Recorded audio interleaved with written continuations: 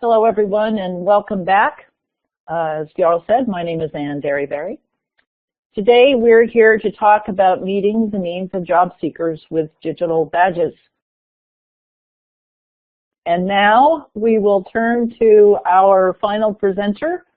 John Dillow is co-founder and CEO of Workforce.io. Welcome, John.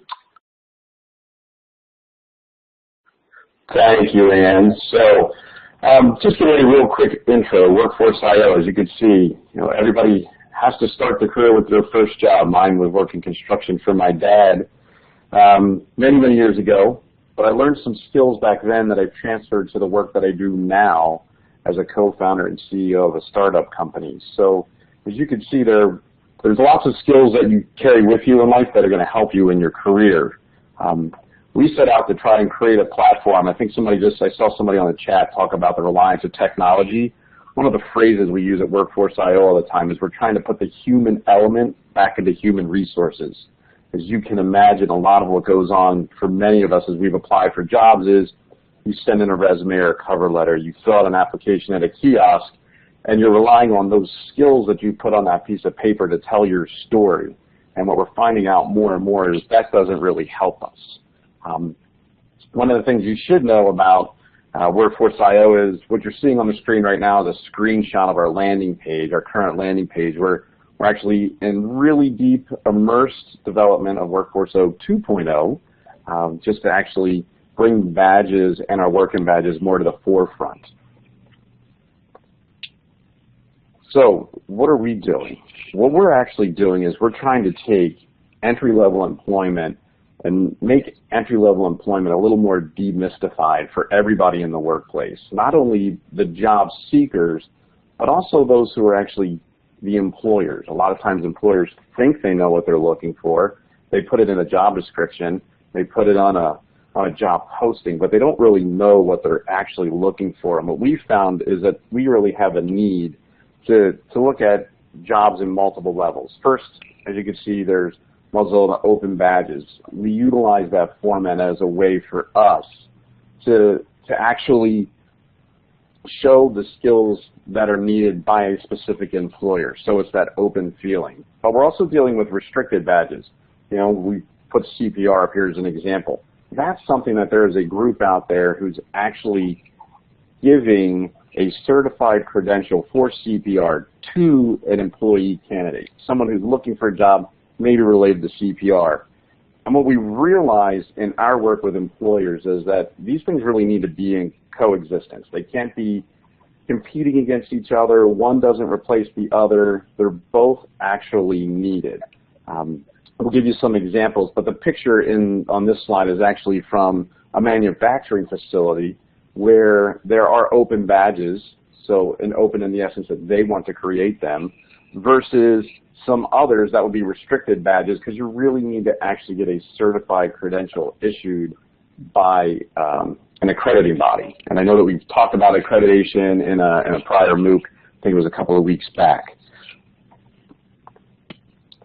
So here's what we've started to do in earnest. And what we're trying to really do is take all these entry-level jobs and break them down. As you can see, there's somebody, a patient transporter in the hospital. Many of us have been to the hospital and you see the person who helps wheel you in or wheel you out and move you around.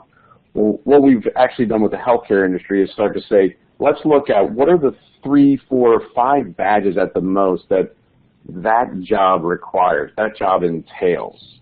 And in this case, the patient transport, that first badge you get in patient transport, that's really an open badge because we need the industry, we need the hospital to help us with that.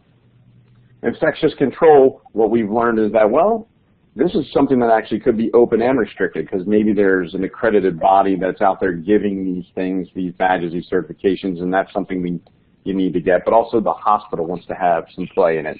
And you get the feeling for what we're trying to create. We're just trying to create a clear, demystified picture of what the entry-level employment is for our workers. Now, I know Ann mentioned this in her intro, but this really allows for learning to provide a perspective for everybody. And in this case, you have the job opening or the job posting for an electrical assembler, and it requires a certain number of badges.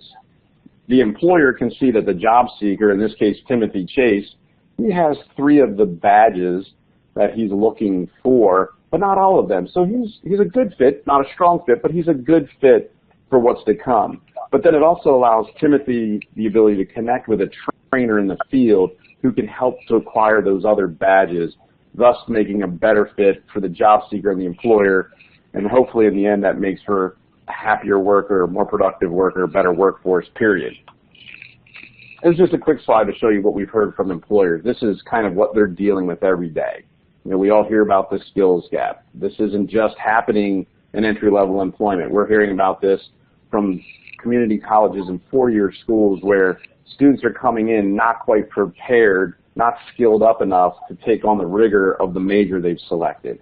So once again, how do we create a scenario where this can happen? Because what we're really trying to do is to create a clearer path for the individual. One of the things we're hoping from Workforce.io and the utilization of these open badges and the restricted badges, and then there's a couple other sets of badges that we're really just now scratching the surface on.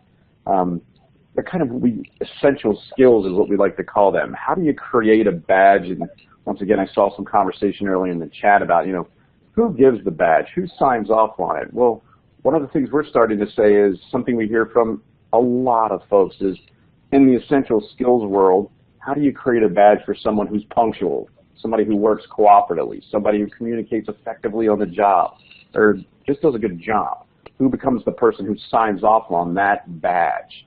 So we're dealing with those essential skill badges, but then also other things like a driver's license. You know, if you get a commercial driver's license, that's a badge. And how do we share that with the group so that people understand the difference? Because once again, it's about this coexistence of the badge world that we're living in today. As you can see, this is kind of a slide where we're just talking to understand this whole solution that we've created at Workforce.io and where we are right now in our work. Right now in our work, we are trying to hit 15 entry-level industries with 150 entry-level jobs. And when we say entry-level, that means different things in different places. You know, a lot of people think of entry-level and they automatically think of, oh, entry-level must mean someone who's working in the fast food industry or serving in a restaurant. That's not necessarily the case, or it could be. But one of the things we're trying to do is just identify these industries. What are they? Where do we see a lot of play? We realize, as I mentioned, that there does need to be some recommendations. Somebody needs to be endorsing this. So we hear a lot from employers. We hear from community college, kind of this, what we like to call resume fatigue. Some people aren't even looking at the resumes anymore. So what we really need to do is shine a light on the talent and the skill set that folks have, and then shine a light on what's needed. And that's kind of where we've been trying to take Workforce.io for probably the last year or so. We do utilize a lot of video content. You can imagine it's kind of analogous to Khan Academy for entry-level employment. So we're trying to use that video content as a way to not only show and demystify the job, but also show the competency. Someone has the ability to video themselves doing a skill set and say, hey, this is what I can do. Now you get to see it. It's me right here on this video doing knife skills, or actually showing you other techniques that might be appropriate for that job. Some of our early findings are we're seeing a lot of traction. This past summer in Chicago, we had over 50,000 accounts that were created to support a summer jobs program for high school and college youth. And we are trying to help them, once again, show their skill set, demystify what they can do, what they have the ability to do. One of the big challenges that lie ahead is a commitment that's been made this past year at the Clinton Global Initiative. There's 2 million better futures, as it's known. So over the next 3 years, what the MacArthur Foundation, Mozilla, and HASAC is hoping to do is to improve the lives of 2 million folks over the next 3 years. That's 1 million workers and 1 million students, and to do that through badging. So there's a lot of work to be done in the badging world. We're out there trying to do our part. I think one of the interesting things that we are starting to realize is that badges are becoming more and more a solution that people are gravitating to, not just on a small business local level, but also something that's as big as a global solution. And with that, I'll leave you with the phrase that we use all the time at Workforce.io, which is there is no such thing as a dead-end job. Every job leads to the next place. Thanks, John. I like that sentiment a lot.